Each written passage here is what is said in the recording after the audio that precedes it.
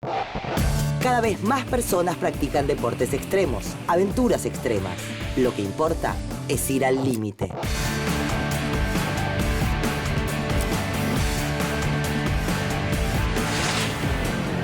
La búsqueda de nuevas sensaciones en el siglo XXI nos invita a llevar al máximo las experiencias, aún a costa de poner en peligro nuestra propia vida. Pero desde hace un tiempo, el nuevo deporte del hombre parece ser poner en riesgo el clima. Y es que los eventos climáticos extremos se presentan con mayor frecuencia, con mayor intensidad y duración en todo el mundo. Y cuando golpean, lo hacen en un corto tiempo y ferozmente. Generalmente producen pérdidas millonarias, migración, pobreza y problemas sanitarios.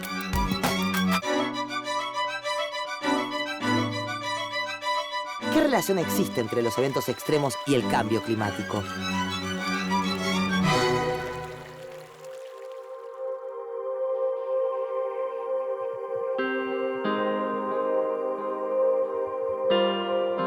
La vida en la Tierra es posible gracias a la energía que recibimos del Sol. La atmósfera permite la entrada de rayos solares que calientan la Tierra. Esta, al calentarse, también emite calor. Algunos gases en la atmósfera impiden que se escape todo el calor hacia el espacio y lo devuelven al planeta.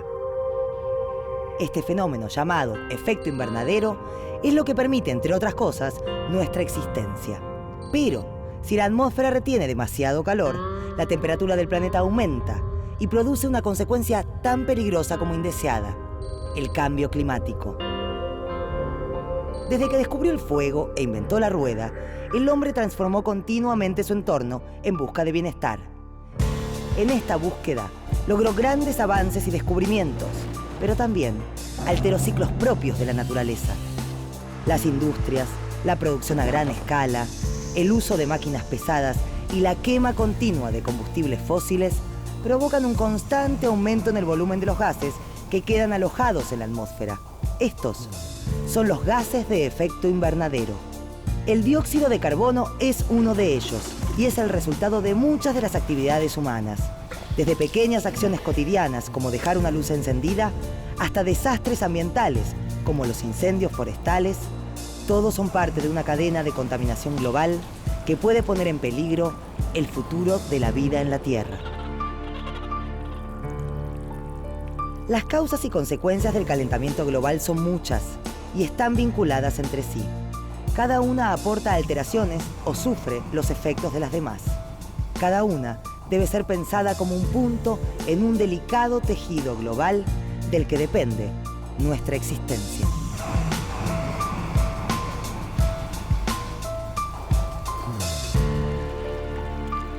Una de las consecuencias del cambio climático es la modificación en la frecuencia, la duración y la intensidad de los eventos climáticos extremos.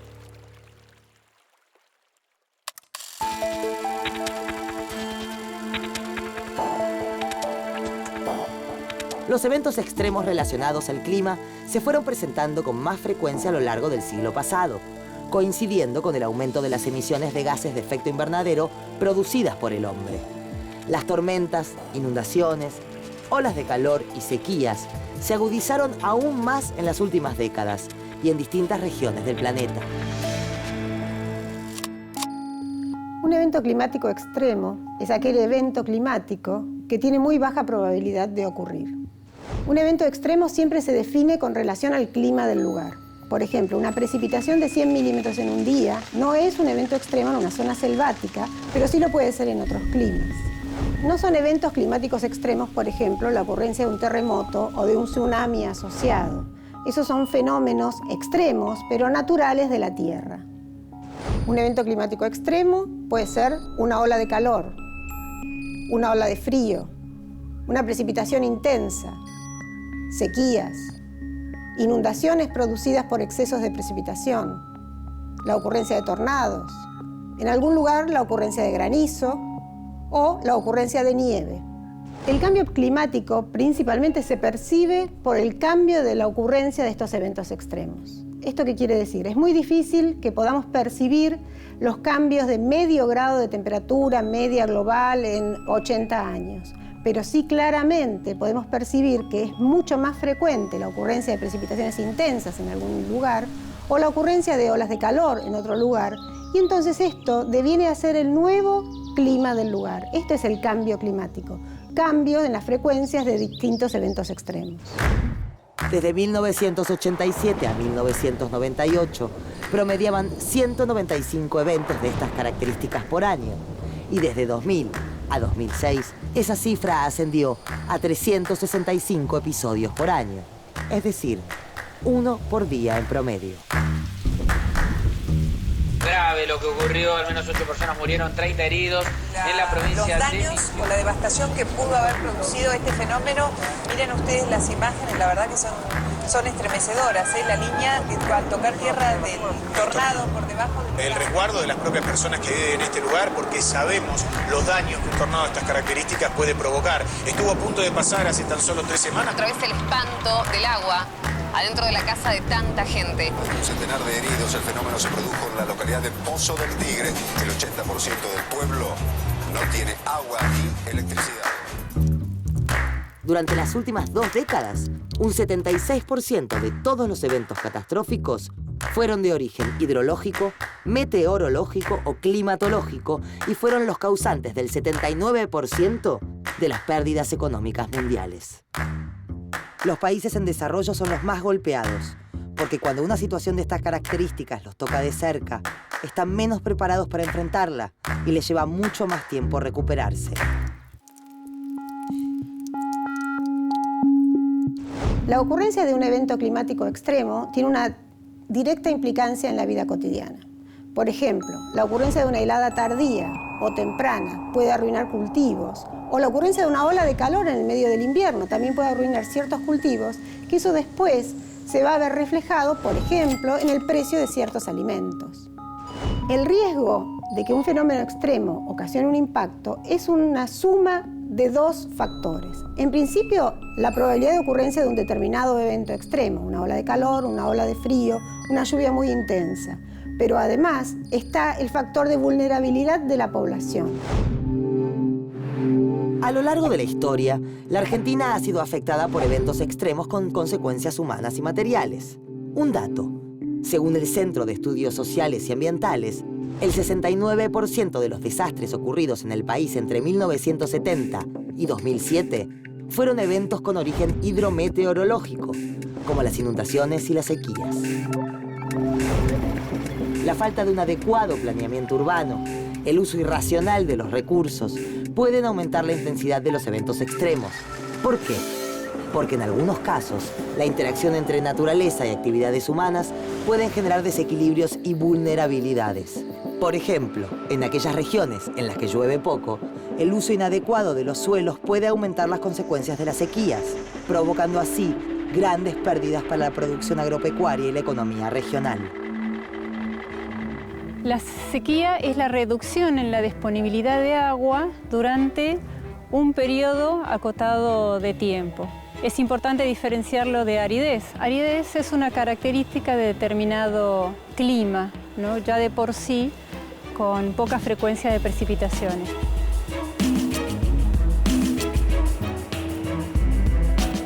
La región sudoeste de la provincia de Buenos Aires es una zona muy susceptible a la ocurrencia de sequías. Allí donde en general llueve poco, cuando llueve todavía menos, el impacto es extremo. En el sudoeste de la provincia de Buenos Aires, este clima semiárido y subhúmedo árido tiene un ecosistema muy vulnerable, con un delicado equilibrio, que ante actividades agropecuarias han llevado en algunos lugares a un desmonte que ha roto ese equilibrio. Son alrededor de unos 15, 18 municipios, pero fundamentalmente el problema se dio en la zona más sur de la provincia de Buenos Aires, los municipios de Patagones, Villarino, Puan, zonas ya con mayores condiciones de aridez y que se vieron mayormente impactadas por la sequía.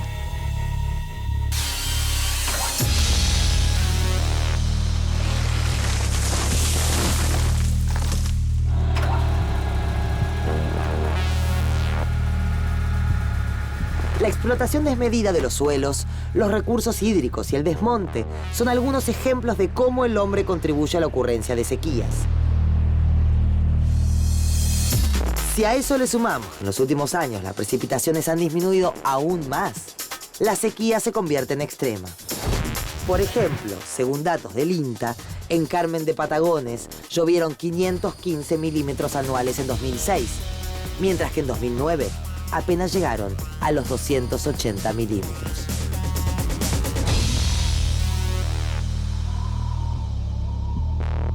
Todo lo que estamos observando aquí, esta extensión, en su momento seguramente era una zona fértil que se fue desmontando justamente para ir tomando todo este terreno para la parte agrícola. Ese desmonte es el primer paso para que se produzca la degradación del suelo y comience la parte de erosión y sedimentación. Este campo, en el partido de Villarino, evidencia el efecto de la desertificación, que poco a poco va a seguir avanzando si no se toman medidas correctivas.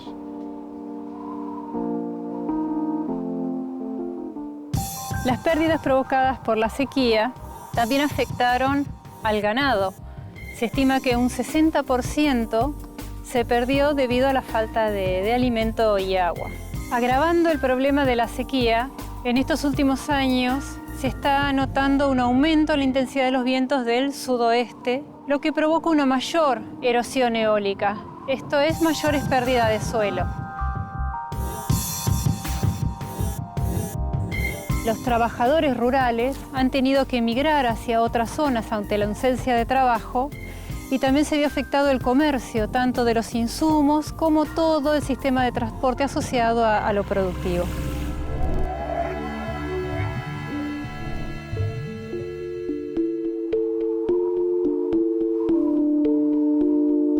Cuando en una región no llueve durante mucho tiempo, seguramente en otra lloverá más de lo normal. Por un lado las sequías y por el otro las inundaciones, dos caras de un mismo problema. En nuestro país las inundaciones son el tipo de riesgo más recurrente y uno de los que genera mayores daños.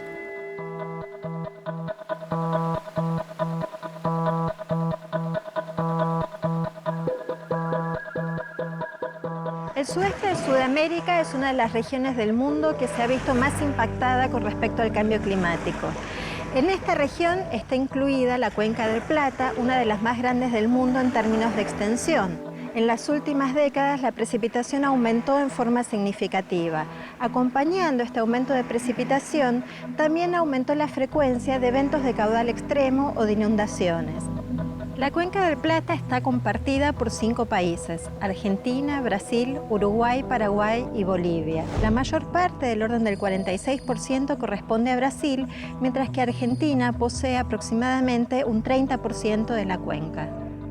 Cubre un área de aproximadamente 3 millones de kilómetros cuadrados y sus ríos más importantes son el río Paraná y, en segundo término, el río Uruguay. Si analizamos la década del 90 en el río Uruguay, lo que vamos a encontrar es que ocurrieron 10 eventos de caudal importante o de inundación, mientras que en la década del 50 ocurrieron solo 3 casos. Si hacemos la misma comparación para el río Paraná en la ciudad de Corrientes, lo que vamos a encontrar es que en la década del 90 también ocurrieron 10 casos de inundaciones significativas, mientras que en la década del 50 ocurrió un único caso de esas mismas características.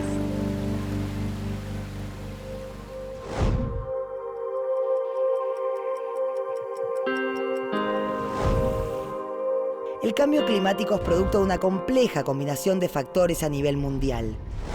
Si bien existen impactos que no son posibles de remediar, todavía hay tiempo de atenuar ciertos efectos a través de la aplicación de legislaciones internacionales, políticas estatales e incluso acciones individuales.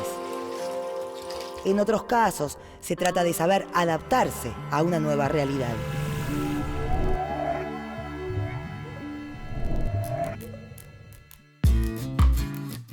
A nivel internacional, el organismo más importante que trabaja para la reducción de desastres naturales es el de la Estrategia Internacional para la Reducción de Desastres.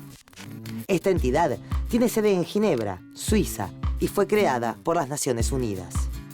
se ocupa principalmente de la prevención de eventos extremos y la posterior reducción de los efectos que estos producen. Trabaja en la capacitación de poblaciones vulnerables. Se focaliza en el desarrollo de lo que se denomina alerta temprana, para una rápida reacción de los actores involucrados en caso de un evento climático extremo. En nuestro país, a fin de hacer frente a los desastres naturales, existe la Dirección Nacional de Protección Civil, dependiente de la Secretaría de las Provincias del Ministerio del Interior.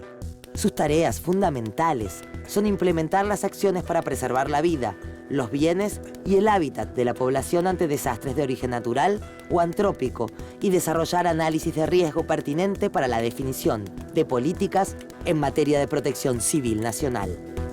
La Dirección Nacional de Protección Civil establece 3 etapas frente a desastres. La primera está relacionada con medidas de prevención y preparación para salvar vidas y limitar los daños.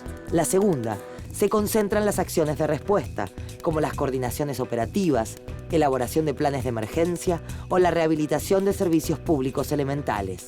Y la tercera se focaliza en asesorar sobre las acciones de reconstrucción, como pueden ser el área de infraestructura de servicios o en lo relacionado a las viviendas. Existen actividades concretas, políticas nacionales, internacionales y acciones individuales que pueden realizarse para disminuir las emisiones de gases de efecto invernadero que aceleran el cambio climático. Estas acciones se definen como mitigación. Medidas de mitigación con respecto a los eventos extremos no existen específicamente. La mitigación se refiere en general a mitigar el cambio climático y sus efectos. Y mitigar el cambio climático es dejar de emitir excesivamente gases de efecto invernadero. En nuestra vida cotidiana podemos realizar acciones para reducir las emisiones de gases de efecto invernadero, es decir, medidas de mitigación. Reduciendo el consumo de agua y electricidad, compartiendo el transporte o reciclando. Por pequeños que parezcan, estos hábitos ayudan mucho a reducir las emisiones de gases de efecto invernadero a la atmósfera. ¿Qué más deben hacer los gobiernos y las personas que sufren los impactos del cambio climático? Adaptarse, esto es, adecuar sus estilos de vida a las nuevas condiciones climáticas, incluso aprendiendo a usar a su favor aquellas nuevas circunstancias de las que se puedan sacar provecho.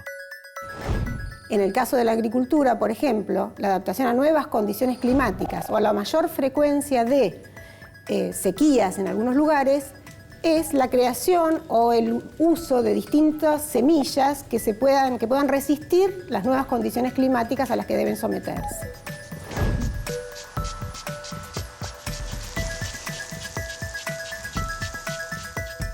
Las actividades de adaptación a estos procesos de desertificación y cambio climático pasan fundamentalmente por tratar de volver al equilibrio original. Esto es a través, por ejemplo, de dar con mayor cobertura al suelo, tratando de reponer el monte o de forestar o reforestar. Lo que conseguimos es una protección del suelo y una reducción de la erosión eólica. Algunas de las medidas fundamentales para la lucha contra la desertificación son la conservación del agua, por supuesto, el aprovechamiento y reutilización, el tema de las coberturas vegetales y las cortinas de viento.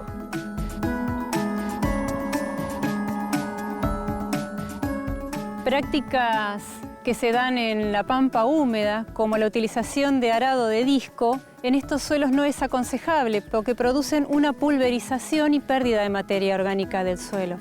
En cambio, prácticas más conservacionistas, como la siembra directa, laborean solamente el lugar donde está la semilla, conservando todos los restos de vegetales anterior, de pasturas o de otros cultivos.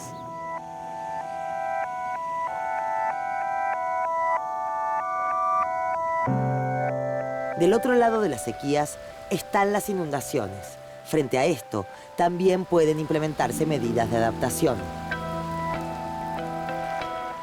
Por ejemplo, ante la ocurrencia de mayores casos de precipitaciones intensas en una ciudad, las ciudades deberían adaptarse a la mayor frecuencia de ocurrencia de precipitaciones intensas en poco tiempo, adaptando, por ejemplo, sus sistemas de desagües o adaptando, por ejemplo, los sistemas de prevención ante el aumento repentino de las aguas del Río de la Plata por una sudestada, que también se considera un evento extremo.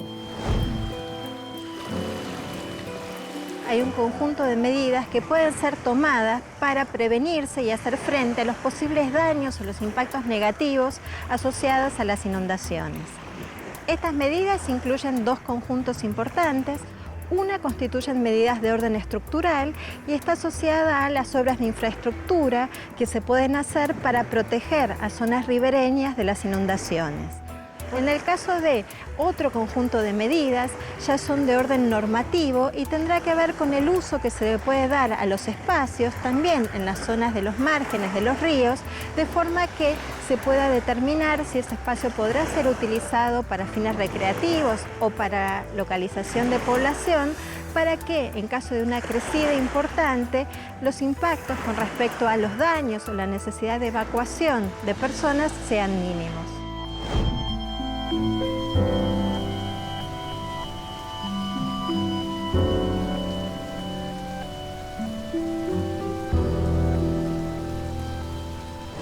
Un ejemplo de adaptación a la mayor frecuencia de inundaciones debido al crecimiento del Río de la Plata fue lo que ocurrió en el barrio de La Boca, cuando elevaron las veredas para que se pueda circular a pesar del agua del Río de la Plata que había inundado el barrio. Eso es una forma de adaptarse a las nuevas condiciones climáticas generadas por la mayor frecuencia de sudestadas sobre un Río de la Plata que está más elevado.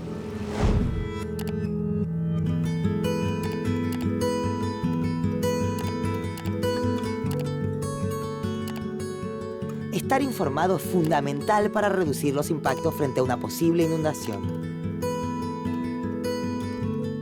Ante el pronóstico de una lluvia intensa, una precipitación muy intensa, alertar a la población, prever un sistema de alertas que diga que la población, por ejemplo, no saque sus residuos a la calle en determinado momento o trate de evitar salir con su automóvil en una ciudad donde va a ser probablemente inundada en poco tiempo.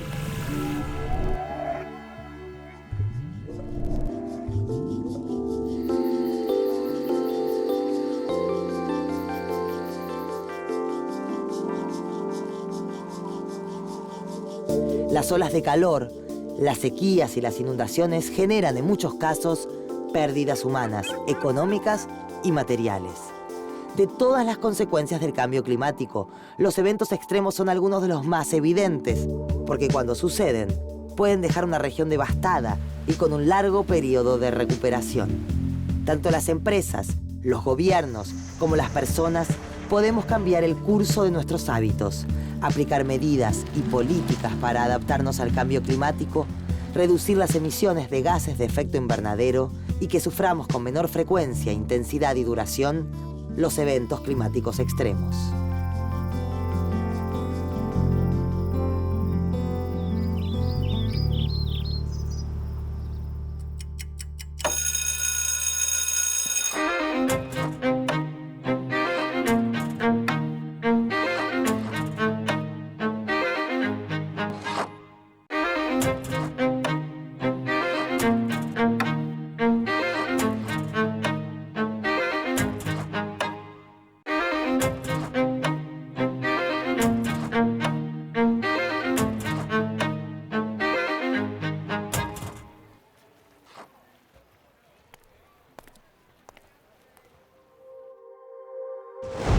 El efecto invernadero es un fenómeno natural, pero la acción del hombre lo potencia al emitir grandes cantidades de gases de efecto invernadero a la atmósfera. Esto produce un calentamiento de la Tierra y un cambio en el clima a nivel mundial. No existen soluciones mágicas ni inmediatas. Las políticas impulsadas por los gobiernos solo pueden tener éxito en la medida que tomemos conciencia, que nos comprometamos. Las acciones individuales son fundamentales para atenuar el calentamiento global y el cambio climático. El cambio individual es un cambio colectivo.